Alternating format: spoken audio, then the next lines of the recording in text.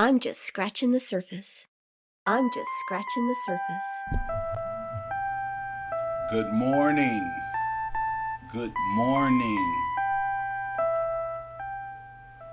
Yes, we are here. Let's get this started. Hope everybody's doing well.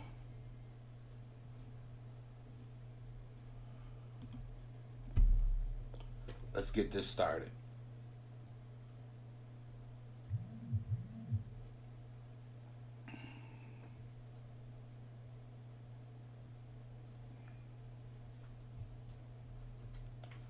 First, I gotta say this. Good morning, Knicks fans. It's ya boy. And you are now tuned into another episode of OU and Knicks podcast. First of all, I'd like to wish you all a happy New Year's Eve and New Year's if we don't talk tomorrow. And secondly, I'd like to thank you all for joining me today. And if you are new to the channel, I welcome you. And for those who are a part of the Knicks mob, we give a huge thanks for your support. If you are a new and returning viewer and would like to support our channel, I humbly ask that you subscribe so you can stay up to date with all our latest videos and live streams and be a part of the Knicks mob. Because that's what we are doing. Mobbing on these boys with this Knicks content. And as always, I'll be answering your questions and reading your comments about the Knicks. Because as you know, I appreciate you guys and want to know your thoughts. So now that we got that out of the way, let's talk Knicks. First, let me shout out Stephen Baldwin. He said, "What's up, guys? There's a lot to unpack as of late." Yes, there is a lot to unpack as of late. And we're going to start that off with talking about Julius Randle. We learned yesterday that Julius Randle was placed in health and safety protocol and will not be playing tonight's game against the OKC Thunder. Now, first of all, I would like to say, I would like to send my well wishes to Julius Randle and his family, because at the end of the day, I will hope that he's doing well and he's excuse me, and he's not too much under the weather, because no matter the circumstances of how I feel about Julius Randle, the last thing that I really want is for him and his family to be sick and him to actually be away from the Knicks, because regardless of how we feel about Julius Randle can score. He is the leader of this team, so we have to accept the fact that we do need him on our team because he draws attention and he gets other players open. Whether or not he passes the ball to him, he still gets other players open. Hinker Harms said, "Hello all. What's up, man? I hope that you and Stephen Baldwin and everybody who's joining us right now are doing well. I hope that you and your families are blessed, and I hope that everything is going right for you on this New Year's Eve and through to the new year." You get what I'm saying? And after that too. But let's talk a little bit about Julius Randle, and especially with him being out. Now, I'm pretty sure that the majority of you guys already done watched some of my videos, and you guys pretty much know how I feel about Julius Randle. So, I mean, you basically know that I feel like Julius Randle is a hindrance to the New York Knicks. And I don't want to say that as in me being a hater, but I just want to say that as what we've seen. If you continue to watch my channel, then it's a chance that you may feel the same way about Julius Randle, and that he is a hindrance to not only himself, but the team as a whole. We've seen too many times over the last few games of him not having a good game.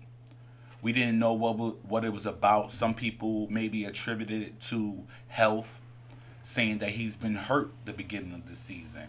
And that could be the case because if that is, I hope that he does get better and is able to rest up while he's out for right now. Will he be out for the 5 games? Will he be out for, will he be out for the 5 days? Will he be out for the 10 days? We don't know because currently at this time they have a certain thing that they are doing with the health and safety protocol. Right now, players have the ability to be able to come back within 5 games if they post 2 negative tests from the when they give them the test. And if they continue to fail those tests, they will have to be out even longer. We've even witnessed a person be out up to 3 weeks because of the pandemic. You get what I'm saying? So we really don't know the extent. And the thing about with the Knicks is the Knicks really don't give you too much input when they're talking about their players being out in health and safety protocol. Stephen Baldwin, shout out to Stephen Baldwin. He said Julius Randle is going through an identity crisis right now. But in spite of that, prayers to him and his family. Most definitely, prayers to him and his family. And I do believe, and that was my thought, that Julius Randle was really going through an identity crisis. Why? Because he wasn't carrying himself the same way that he did last season. It was more of how he's been playing the first season that he was with the Knicks, when he wasn't sure when to take over the game, when he wasn't sure when to pass the ball. So I can completely agree with you, Steven, and say that Julius Randle might just be going through an identity crisis. We really don't know what it could be. It could be problems at home. It could be, his wife just recently had a baby. You never know how that's affecting them. It can affect your sleep. It can reflect on your work habits, or when you're able to do this and when you're able to do that, and when you want to give your free time. You may not spend enough time in the gym practicing on your game because you want to spend time with your baby. You get what I mean? And that's all respectable. When it comes to a man and his child, I very much promote a man being in his child's life. So, I could totally respect that, but we have to understand that Julius Randle has not been the player that we have grown accustomed to him being. And this season shows it the most.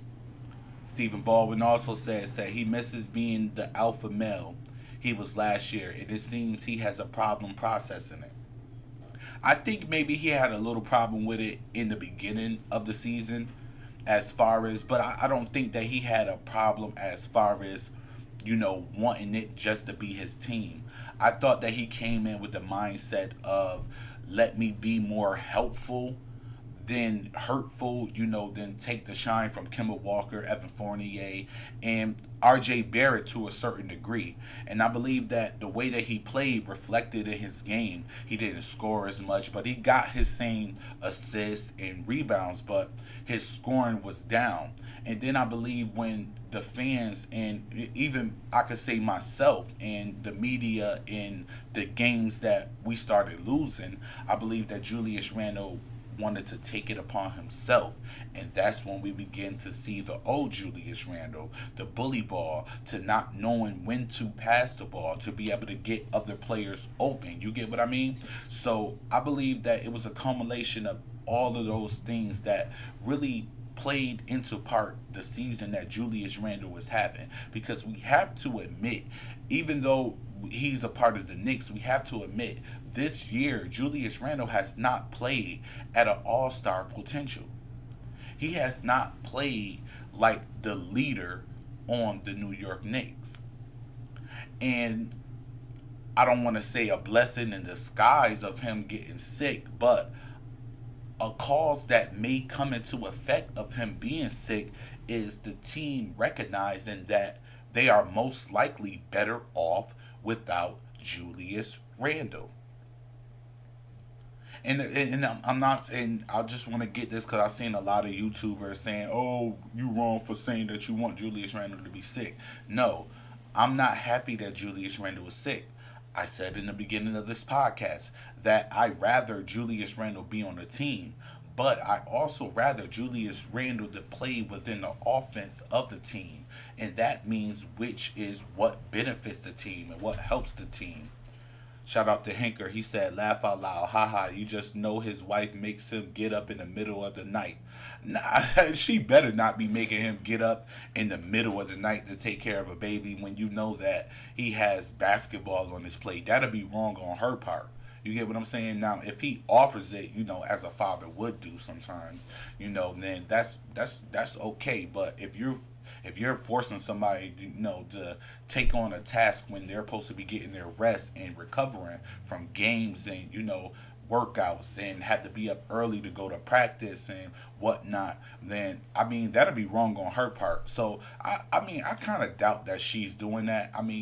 I believe her name is Kendra. She don't seem like the type that'll try to interfere with Julius Randle being the best that he could be. So I will hope that it's not that. I don't think it is, and I would definitely hope that it's not that because that would be really wrong.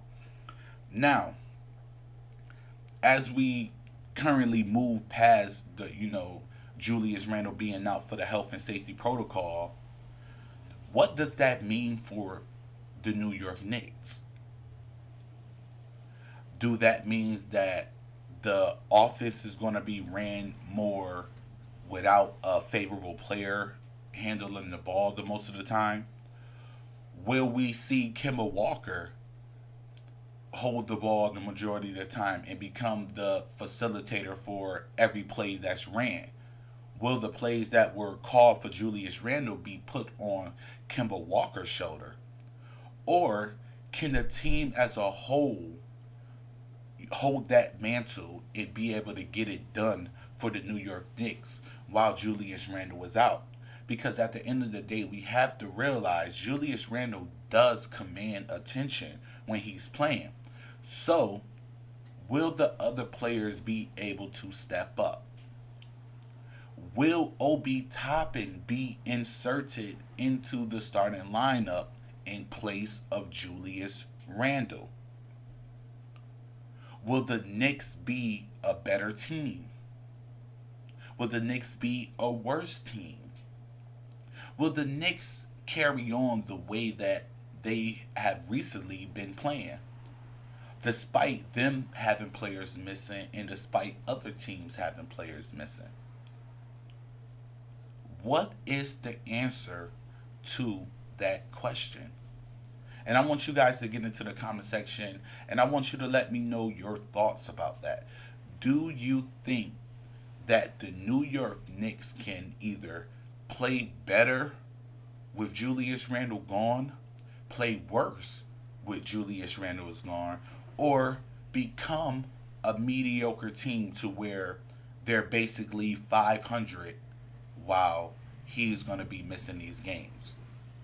And then I'll definitely give you guys my thoughts on the situation. And here is my thoughts. I believe it's time for RJ Barrett to take the mantle. I believe it's time for RJ Barrett to let the team know that they have a future superstar in the making already on the team. I believe it's time for I believe it's time for Tom Thibodeau to hand the keys to RJ Barrett. White Falcon, what's up, bro? He said, hey, shout out to White Falcon, man. You a constant supporter, man, and I definitely respect you for constantly viewing, my channel, man. So, a great appreciation, bro. Shout out to Stephen Ball when he said tonight it's going to take a complete team effort. And if Obi starts tonight, you'll see some favorable plus minus minutes. White Falcon then repeated, that's right. Yeah, and I totally agree with you, Stephen Baldwin. I think tonight is the night for Obi Toppin and RJ Barrett to turn it up. White Falcon said RJ is best at shooting guard. Well, with Evan Fournier being out, I wonder, and that's another question. Will they keep Quentin Grimes in at the position that he keep him in the starting lineup, because we gotta admit, when Quentin Grimes played, he didn't play very good. White Falcon said, "Yes, you doing great. Thank you, man. I appreciate you, man. Trust and believe." And these live streams, and I gotta start uploading my videos too. I've been working a lot, so I haven't really been able to upload a lot of videos. But with the continued support from you guys and me, hopefully getting over 1,000 subscribers, hopefully I could start making this my prime thing. I do own a business, but I would like to make this one of the main things that I do. And pretty soon I want to set up an office for you guys so I could be able to show my face and go and have you guys join the show. Trust and believe, I will be asking for some of your input, as in jumping on the show with me and Miss Lee, because Miss Lee gonna continue to rock with your boy. She gonna always be on my live streams. She's not too far away from me right now, and I appreciate her support, because she didn't even want to do this, but she did this she goes live for the simple fact that I be asking her to, and I be like, I want you to go live because I want her input, and I feel that a lady's input is always needed as well, because sometimes women, and a lot of times, to be honest with you, a woman can see something that even you don't see on the court. So I just want to shout out Miss Lee for always continuing to support me and always be on these live streams rocking out with your boy. White Falcon said Grimes was terrible starting. I'm ready for Knox and Obi to start. Man, that it hurts me to my heart that Knox doesn't get the type of recognition that he deserves. He's been on this team for maybe 4 seasons. This is fourth year on the team. Let me know in the chat, guys. Is this Kevin Knox's fourth year on the team? I believe so. I believe that Kevin Knox has been in the league for 4 seasons now. But yes, Grimes was terrible. I mean, I was starting to feel like the Fournier curse went on him. You get what I mean? Because the way that he came out the gate, and the way that it's like everything that I said that I liked it about Grimes, he did the total opposite. Like I was saying that I likes that he come in and shout out to Blorence Tears, because I said this on his channel. Shout out to Blorence Tears. Shout out to Uncle Freezy, man, the panel and the chat that be over there, man. If you haven't seen Blorence Tears, make sure that you go over there. He's going live mostly every morning, and his shows are always interesting, and he be coming up with some good points. White Falcon said 4 years Knox been in the game. Right, exactly, 4 seasons.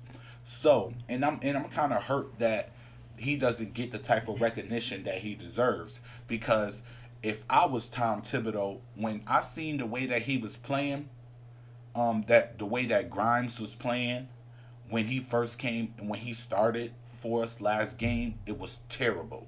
The way he came out the gate, he was chucking up shots. He had tunnel vision. He wasn't passing. It's like everything that I didn't want him to do, Quentin Grimes did. And I don't understand why, when you see that happening, why wouldn't, and this is where we have to question Tom Thibodeau as a coach. Why would you keep him in there? The dude took 5 bad shots. He was 0 for 5 before he finally, I think, hit one shot. And then he trailed off again after that.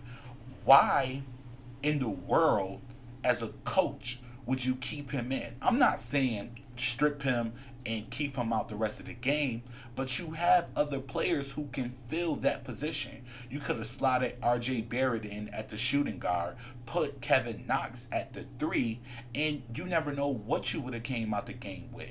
It's luck. It's the luck of Alex Burks and RJ Barrett starting to go off at the end of the game that the Knicks was even able to beat the Detroit Pistons. The Detroit Pistons, who were missing Jeremy Grant and Cade Cunningham and Killian Hayes. You get what I'm saying? And look at the loss to the Wizards. They didn't even have Bradley Beal. You get what I'm saying? And sure, come on, man. I don't understand. White Falcon says Kimba, RJ, Knox, Obi, Mitch. Who's going to play backup power forward other than Taj? Yeah, that's what I would have to say. Taj will be the only person that's pretty much fit to play the four, behind Obi Toppin. But then you have to get into the question of Tom Thibodeau.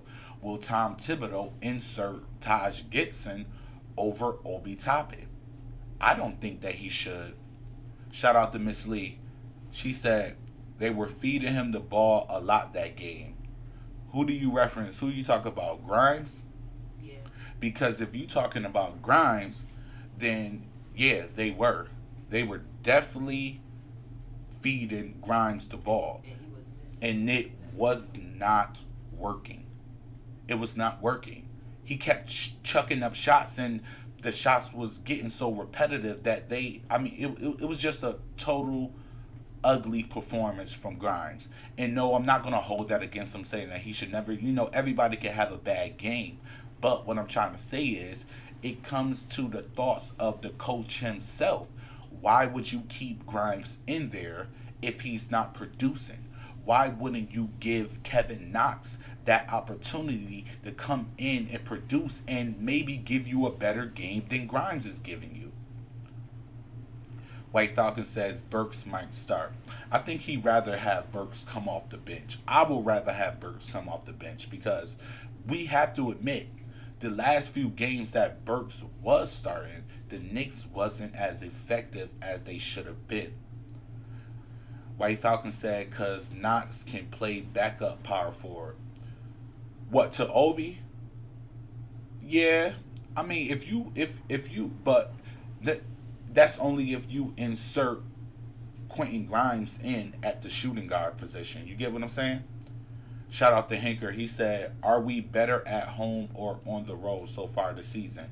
We're clearly better on the road this season. I mean, look at the record. We're above 500 on the road, but we're way below 500 while we're at home. And that's something that's plagued me too, and I didn't understand that about the New York Knicks. Why can't you guys play good at home?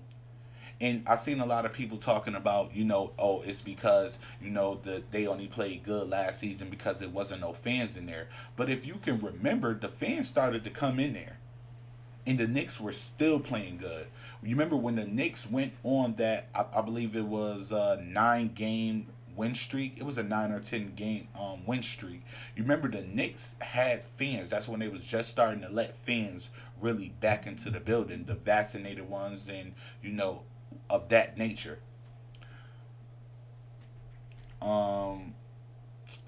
Miss Lee said Burks played better off the bench. Yes, I completely agree. Shout out to Joseph Clark. Thank you for joining us, bro. He said, "Good to see you back, my brother. And as always, salute, salute, salute. Peace and blessings to you, brother." As always, peace and blessings, man. Now, thank you for supporting the channel and continuing to rock with me. You get what I mean? Miss Lee said he gets a better flow of his shots. Yes, I agree. I agree. I definitely agree. Alex Burks coming off the bench is better because, I mean, quickly can dominate the ball, but quickly usually defers to Alex Burks. That's the reason why his I believe him coming off the bench is more beneficial for the New York Knicks. White Falcon said, "At this point, we need to see Burks after making 34 points. My. Hey, yo, he definitely saved us. He definitely saved us. Burks definitely saved us. I have to shout out Burks at this point in time because if it wasn't for Burks and that little spurt from RJ Barrett, the Knicks would have lost. They would have lost. And it would have been devastating for us if we would have lost. Definitely. Shalom, family. Definitely, I say. Joseph Clark said the answer is Bullock. Frank and Peyton are gone. Yeah. Well, when you take into effect of our defense, yeah, Frank was good. yeah, definitely. When you take into account of our defense, Missing Bullock, Frank, Peyton, man, I just can't deal with Peyton. He was terrible. And I hate even saying his name. That's how much of a nuisance Elfrid Payton was to me and a lot of New York Knicks fans. You get what I mean? But the question that I have for you guys is, do you think that RJ Barrett can solidify his role now that Julius Randle is out of the lineup? Let me turn my notifications off. I'm sorry, guys.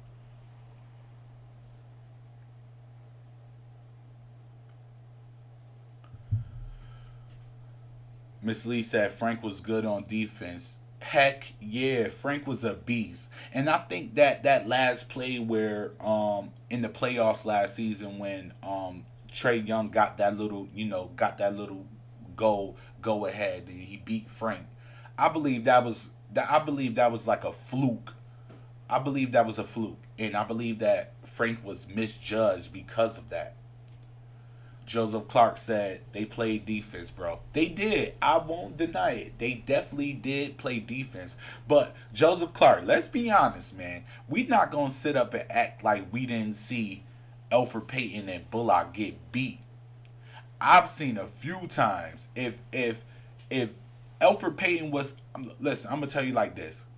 No matter how I felt about Elfrid Payton, if he was able to lock down Trey Young, and not talking about lockdown to where he can't score no points, but make him least effective in the playoffs, I would have been rooting for Elfrid Payton to come back because of his defense. Because I believe defense is what wins championships. You get what I mean? But we not gonna sit up here and act like his defense was that stellar to where he was locking people down, because we seen a few point guards come into Madison Square Garden, and them go to the other team arenas, and Elfrid Payton get cooked. White Falcon said Kemba Burks at shooting guard, RJ at small forward, Obi Mitch. Oh, Kemba Burks at shooting point guard, shooting guard. RJ at small forward. Obi at power forward, and Mitch. That I mean, I wouldn't mind that lineup. I wouldn't mind that lineup. You also said IQ is a better point guard. McBride, shooting guard. Grimes, small forward. Knox, power forward. Taj. I would rather have IQ as the shooting guard than have him as a point guard. I believe that Miles McBride is better point guard suited for the Knicks than IQ is. IQ is more of a scorer, but with McBride, he also a scorer, but he's also more of a passer. He's mostly gonna do what the coach asks of him and play in the system that the coach wants him to play in. Um, Joseph Clark said Frank was a lockdown defender. Yes, he was, and I believe that he got misjudged on that last play with Trey Young. Joseph Clark said, "This is RJ time to show and prove," and I definitely agree with you. This is the time, and I don't want no excuses from RJ. You guys already know that I'm a RJ Barrett stan, so I don't want. I'm saying I don't want no excuses from RJ Barrett about nothing. He better get in there. He better get in there, and he better do what he needs to do. Because if he's not playing, nah, I'm not having that. You get what I mean? White Falcon said RJ got 15 points in 24 minutes. He's great at getting to the line. My.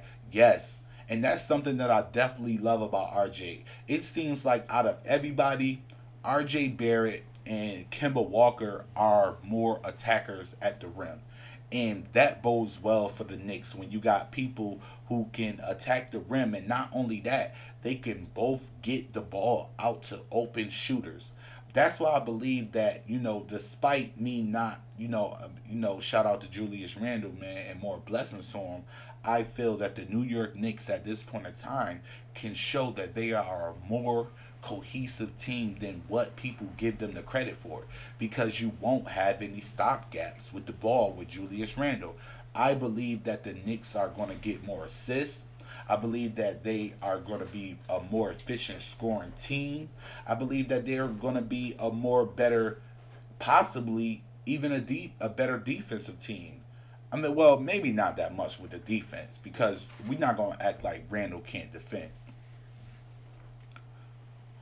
Stephen Baldwin said, I totally agree that RJ hasn't reached his full potential and he's strong going to the hole. Yes, RJ Barrett is a pest going to the, and he draws fouls.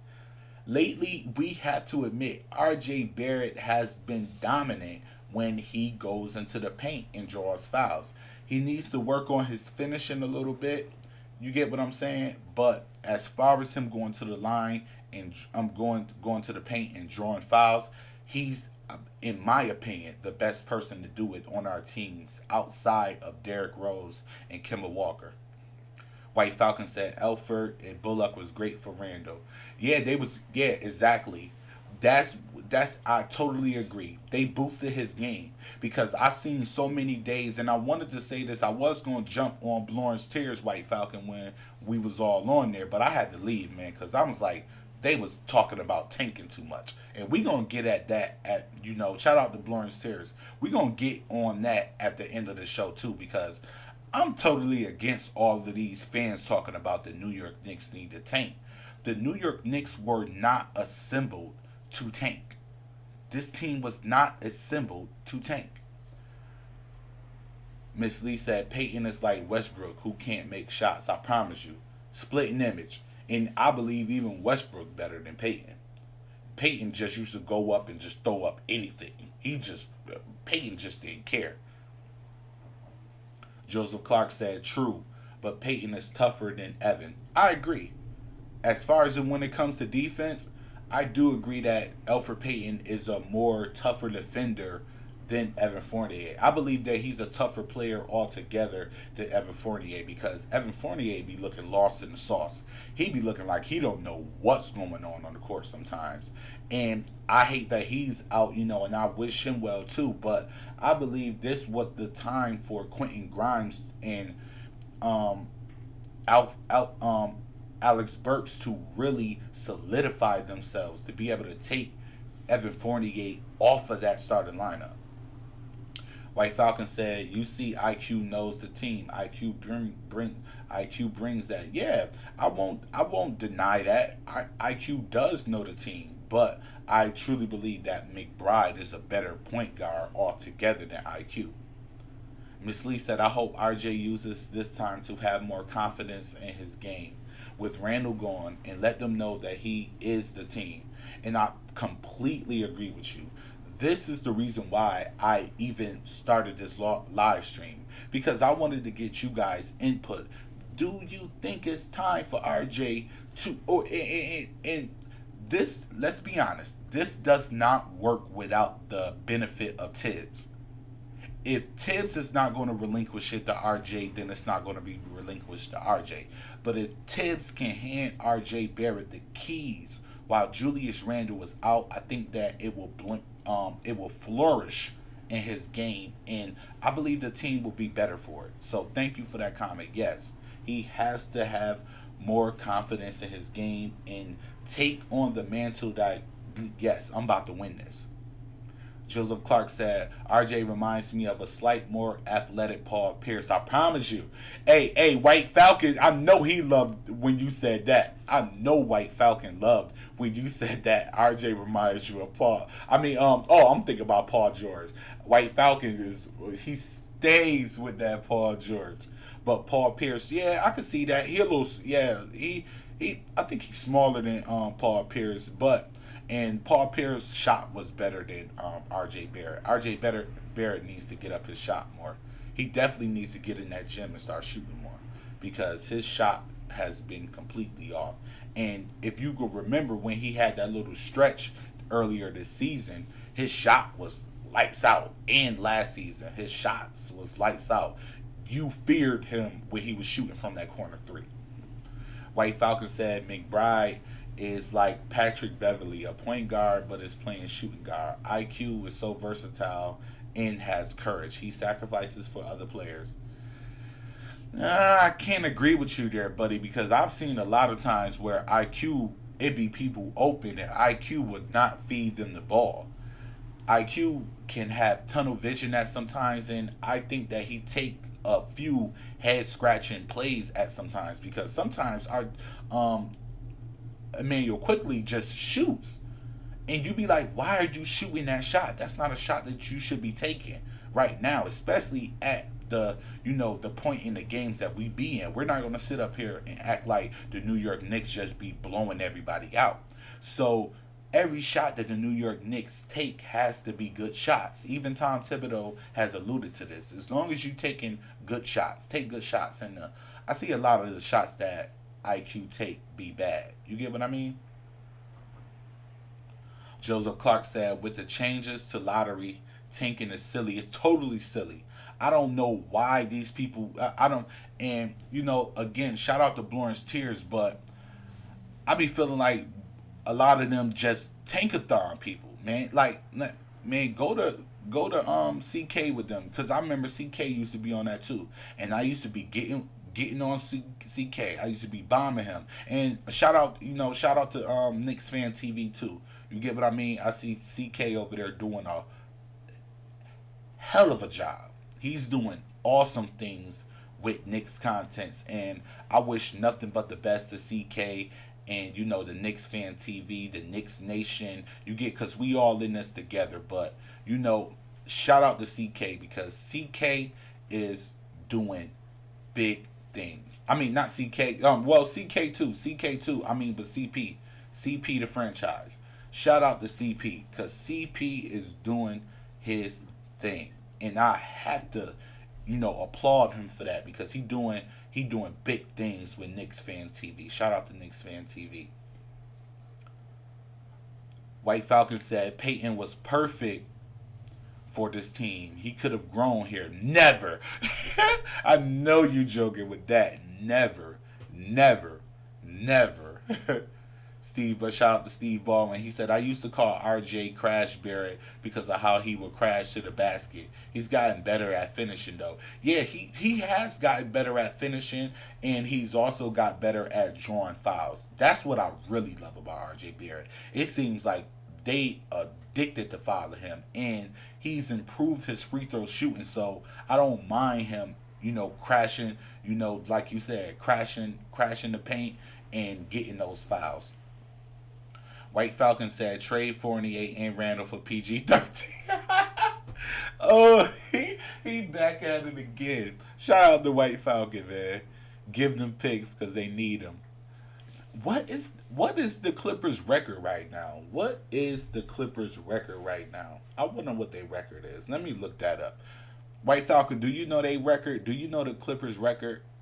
White Falcon said, I respect IQ's game. He helps us win that game. McBride gave the ball to him. Laugh out loud. Yeah, because I gotta agree with you. I gotta agree with you. IQ was going off too. He started going off and hitting a few good threes. White Falcon said, remember Derek Harper? Oh man, what happened to Derek Harper? He said Emmanuel Quickly is Derek Harper. Nah. I think Emmanuel Quickly has the potential to be better than him. Okay. Miss Lee said, because y'all don't know Miss Lee is here with me, but Miss Lee said that the Clippers are currently in the 6th seed, so 18 and 17. they 18 and 7. Whoa, they're not doing that great.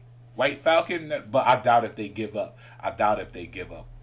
Paul George. They not about to do that. Let's be honest here. White Falcon said we didn't make the playoffs with Peyton. We did. We made the playoffs with Peyton, but you got to remember, Tom Thibodeau was fading Peyton out. Peyton played one quarter. Peyton will play one quarter and it's over, and he done for the rest of the. D-Rod says salute. Oh, definitely salute to you, man. Definitely salute. Thanks for joining us, man. I appreciate you coming in here, rocking with us, man. And, more power to you, man. And more blessings to you. Stephen Baldwin said Clippers are 18 to 17. Yeah, Miss Lee just told me that they're 18 to 17. So, do you think, all right, let's give White Falcon some leeway here. Do you guys in the chat think that the Knicks can really go out and get PG 13 before the trade deadline? Put in the chat whether or not you think that they even should go after PG 13, and do you think that the Clippers would even entertain the Knicks? Because I don't even think the Clippers would even entertain. They wouldn't even take the call. I don't even think that they would even take the call from the New York Knicks and and agree to a trade for Paul George. So let me know in the chat, guys. Do you think the Knicks have a smidget of a chance? White Falcon said we have assets, but you got to look at Steve Baldwin. Steve Baldwin not looking for assets. He will sell off all of his assets. You seen he did that for PG 13. And what did he do? He extended PG 13 and he extended Kawhi Leonard. So I don't think the assets will come into picture because the Clippers are not trying to be a lottery team. You get what I mean? I don't believe the Clippers even thinking about being a lottery team. So, what do you guys think? Let me know, man. White Falcon says Randall second team, most improved in playoffs. We have 5,000 picks. We got Burks and Noel to give them. RJ needs PG 13.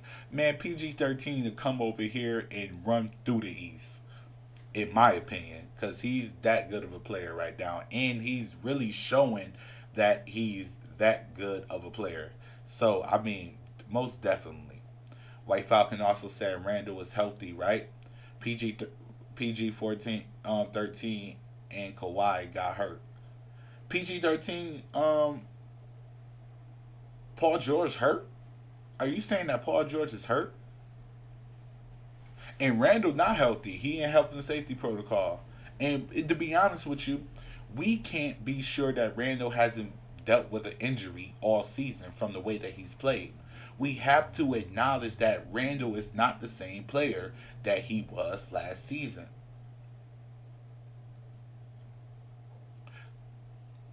We have to admit that.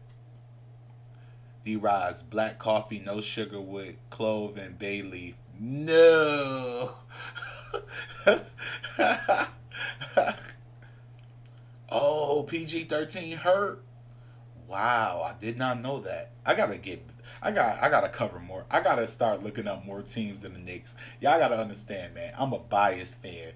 Sometimes I won't even pay attention to other teams, especially if the Knicks not doing as well.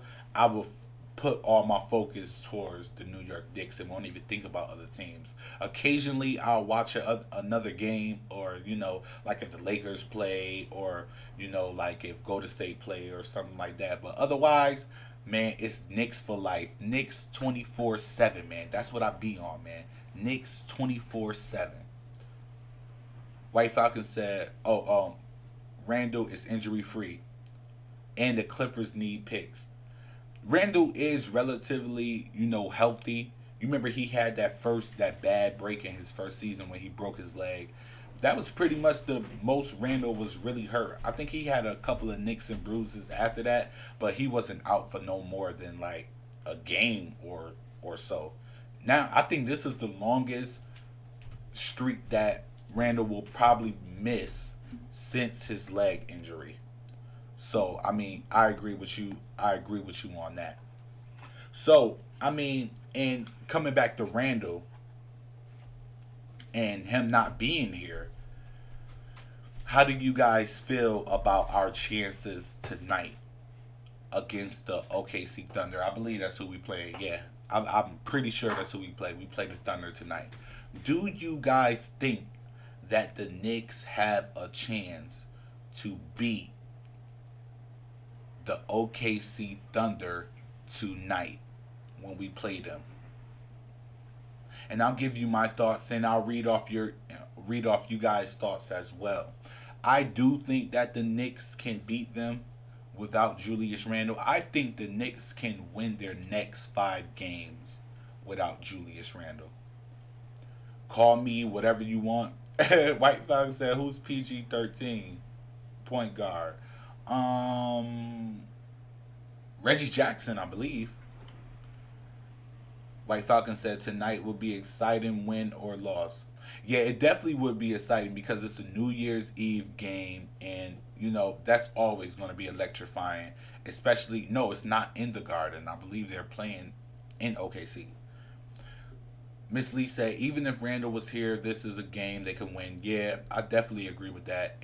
Even if Randall was there, it was a game that they could win. But unfortunately, Randall was not there, so I believe that they still can win.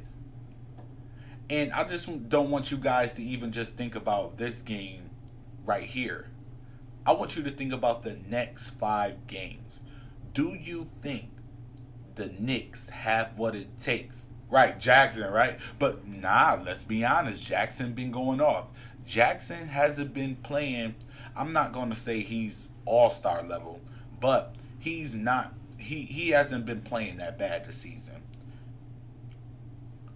White Falcon said, Knicks got Kemba. Yeah, and I'll take Kemba over Reggie Jackson any day. You could tell that from Kemba Walker 40-some point game that he could turn back the hands of time and go off. And as we talk about that, I still want you guys to answer that question for me. Do you think the Knicks can go on a winning streak now that Julius Randle will be out for at least maybe 3 to 5 games? Maybe not 5 games, 3 games. Because White Falcon said we can't win or lose. Or win or lose. It's going to be fast. We can't call win or loss. It's going to be fast. It's going to be fast tonight. Nah. Come on, White Falcon. Come on, man. I need an answer from you, bro. Can we win or will we lose? What is your prediction for tonight's game?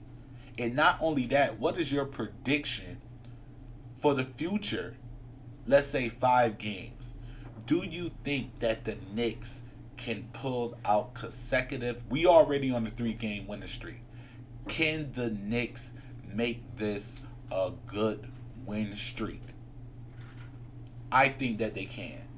I think with the simple fact of Julius Randle being out, that there will be no alpha males on the floor. D-Rod said, tonight we are a team. Exactly. I believe that the Knicks will go on a win streak off of team cohesion alone. Because why? When you have the ball in Julius Randle, it stops the offense. When you have the ball in Kemba Walker's hand, it moves the offense. When you have the ball in R.J. Barrett's hand, it moves the offense.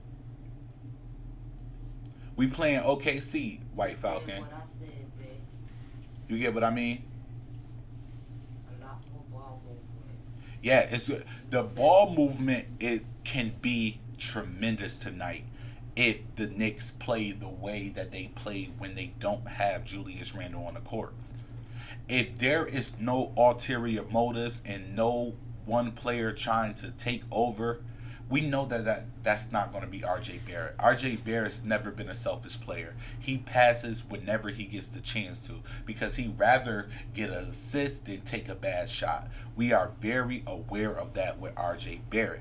So I do. Stephen Baldwin, wait, hold on. Miss Lee said it will be a lot more ball movement. Yes, I totally agree. Stephen Baldwin said, if you remember, Alan Hahn said that Julius plays better with his hair braided up versus bedhead Randall. No, he did, bro. He said, I have to agree. And with him out, the ball will definitely move and we'll get wins. For sure. D-Rod said, for sure. Miss Lee said, I agree with you, Steven. I say that a lot. About Randall here. Yeah. I think everybody says that about Randall hair. That he need to braid his hair up. I remember you was saying that the other day, actually. Like he need to braid his hair back up. I think you were just saying that because of how nappy it looked. No, it's how he was playing. I think you were saying that because I. um, White Falcon said we winning tonight. Free spirit game. Thank you. Thank you for giving me a prediction, White Falcon. Thank you, bro. Yo, I promise you, White Falcon. Soon as I get everything up and running to where I'm situated enough to be able to bring you guys on, trust and believe.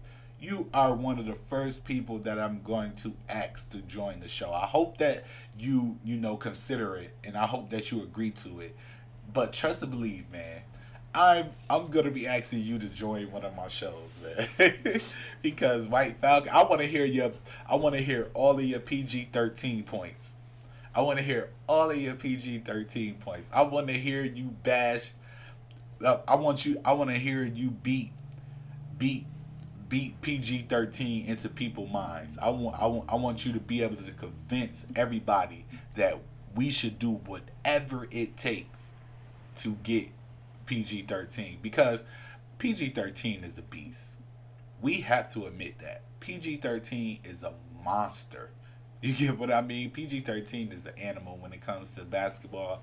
And if he was to ever join the New York Knicks, oh man, not when he was pandemic P, but the PG-13 that we see now, the person that he's matured into, that he was already a person when he was on Indiana Pacers. Man, PG-13 is a problem to deal with on the court. That's my boy, Miss Lisa. Yeah, most definitely.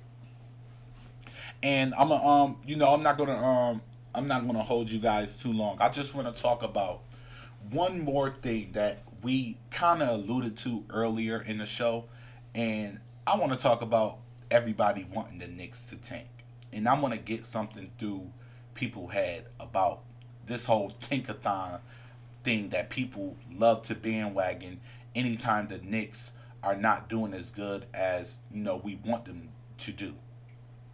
D. Rod said, "Revelation tonight." Yes, tonight will be a revelation. It will be a revelation for R.J. Barrett. It will be a revelation for Kemba Walker. It will be a revelation for Obi Toppin, and I believe it will be a revelation for Quentin Grimes. Those are the four people that I believe either gonna make a name for themselves and prove that they are who we thought they were, or they're gonna prove us wrong. Basically, White Falcon said, "Yeah, he's nice. Yeah, he definitely is." White Falcon also said, "You said what you said? GCE or give him the White Falcon said, give him the keys to New York. King George, goat talk, one ring. That's all we need." Hey, listen. The Knicks win one ring, the NBA might close its doors. The Knicks win one ring, the NBA might have to shut down, because that's how epic it will be. D. Rod said, "Let them braids were too tight last game." Julius Randle had braids last game. He had the plaits. Oh, he had the plaits. Okay. I don't even remember what his hair is. He don't need to have the plaits. He need the braids. He need the braids. White Falcon said, "Give PG-13 the keys to New York Knicks. One ring, King George, GOAT talk." Facts. I'm telling you, man, if the Knicks won a ring any time in the next 3 to 5 years, I think the NBA will have to shut down for a complete week, because pandemonium will be that serious. The talk, Twitter probably will explode. Twitter most likely, because let's be honest, guys. Knicks fans run Twitter. If it ain't the Knicks fans, it's nothing. Maybe you put a couple of Lakers and Miami Heat fans in there and Golden State Warrior fans, but altogether, the Knicks run Twitter. White Falcon said he's in his prime. No small forward came. We gotta trade a small forward or put Randle at small forward. I don't think Randle will be good at small forward. He's stronger than most small forwards, but I don't believe he is as quicker as most small forwards. So let me just White Falcon said RJ PG 14 Obi lineup. Oh my God, yeah, that'd be a vicious lineup. Let's be honest, that'd be a vicious lineup. White Falcon also said, "Who gonna stop those three in the paint?" That's what I was thinking too. That'd be a vicious lineup. But let me just put something out there for people. For people, and I want to get this point across with this whole tankathon thing. I don't believe, as a Knicks fan, that we really should even want the Knicks to tank in any shape or form. And this is something that and like I said, shout out to Lawrence Terrace. This is something that I say on Uncle Freezy podcast all the time. We endured 7 full years of the Knicks tanking. When we finally become relevant to the point, not relevant as in stature and who we are, but relevant as far as us making the playoffs. Why? Just because we realize that, okay, the Knicks may have made a mistake with Evan Fournier, that the Knicks need to tank. That is not reason for the Knicks to tank. When the Knicks assembled this team at the beginning of the season, their thought process was not related to tanking. So why would they go to that thought now? The Knicks are not trying to tank. That's why you see Tom Thibodeau working through the offense and working through the lineups and trying to find what works, what doesn't work, and trying to see what's best for the New York Knicks. Because the object of the team that the New York Knicks assembled was not made for tanking. Stephen Baldwin said, if the Knicks were to get a ring, it would be bigger than the pandemic. I promise you it would. I promise you it would be, Stephen. Shout out. Shout out to Stephen Baldwin. It would be bigger news than the pandemic. I'm telling you. White Falcon said, look at the Bulls. The Bulls are doing awesome. I mean, the Bulls are a problem. I, for one, didn't think the Bulls was going to be as much of a problem as they have been, but they are a problem. While White Falcon said, no tanking, we have 8 kids. I agree. White Falcon said, Tibbs thought Fournier was a Richard Hamilton in 2011, 22 Bulls. I don't know what he thought with. I don't even think that Tibbs really, I'm pretty sure that he has some say in the matter of Evan Fournier because, the way that he applauded him when he first came to the team, you could tell that Tibbs thought highly of Evan Fournier. But I don't think that he was the main factor in bringing Evan Fournier to, the New York Knicks. I think Tibbs probably would have rather had Reggie Bullock stay with the New York Knicks, but because the front office saw offense in Evan Fournier, I believe that's why they ultimately were the ones to make that decision. And it didn't work. They have to admit that. It did not work, and I doubt that it's going to work through the years. Maybe it could. Never say never. So I believe that maybe it could work, but as of right now, it's not working for the New York Knicks. But because it didn't work, that's still no reason for us to run towards them tanking. I don't understand Knicks fans. It's like I see certain people say things. I think that they say it just to get a movement going and want to get people to like what they're saying by saying that the Knicks should tank. But that's never the way. How many young players do you need? How many times do your fans have to endure a losing season? How many times do you have to be ridiculed by the media and by other fans and by other teams where they just completely make a fool out of you? It's been times when the Knicks wasn't even the topic of the conversation, and it wound up to where they were being bashed. How long as a Knicks fan are you willing to take this? How long as a Knicks fans are you willing to let this continue? How long as a Knicks fans do you want us to continue to be in the lottery? How many times? White Falcon said, Young Levine as shooting guard, vets DeRozan small forward. Knicks need to look at that. Yes, they do. Lakers LeBron is in trouble. The Lakers might be done. White Falcon said, "Would you get LeBron?" I'd take LeBron if he was 40.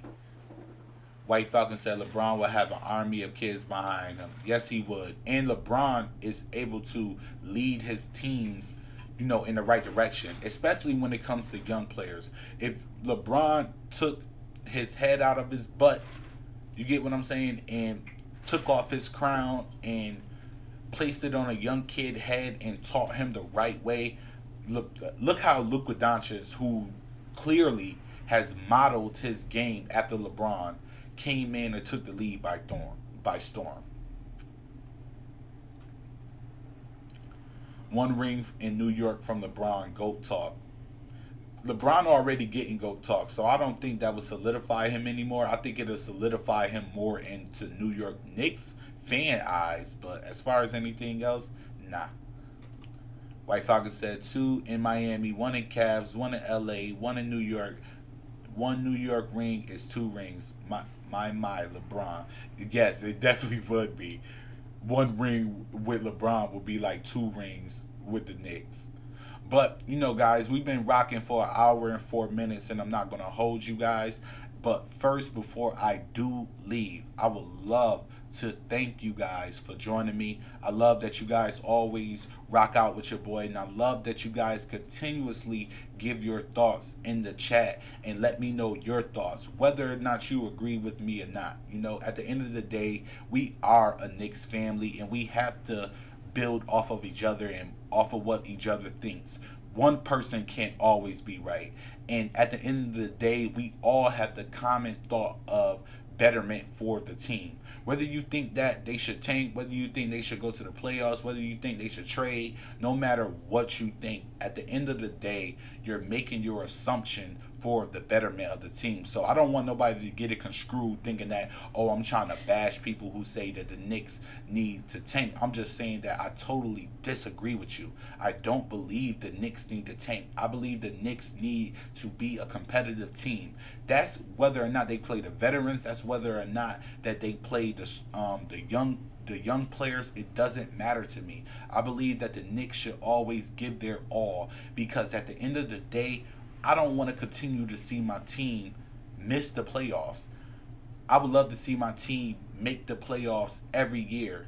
And if they was to go to the playoffs this year and even get bounced out in the first round, I would be hurt, but I would still consider it a semi-successful season because we made it to the playoffs. You get what I mean? But like always, man, I love you guys, and I thank you guys for for all of you guys who subscribing. And if you're a new viewer and you haven't subscribed, I ask that you do subscribe. And if you're gonna get this video on the playback and you're a new viewer, I ask that you subscribe. Support the channel, support your boy. We're gonna continue to make this a good platform that you can get your voice across, because it's not just about my voice. It's about all of us in the Knicks mob. It's about all of us in the Knicks nation, and it's about all of us in the Knicks community as a whole. So like always, I appreciate you guys. I want you guys to stay blessed, and remember to always lead by example.